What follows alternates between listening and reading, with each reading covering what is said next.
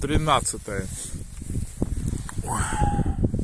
апреля, Крым, в горах, смотрите.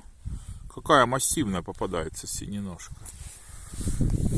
Вот еще одна, но поменьше будет. Интересно, что я в прошлый раз 6 дней назад здесь был, но ничего этого не встречал.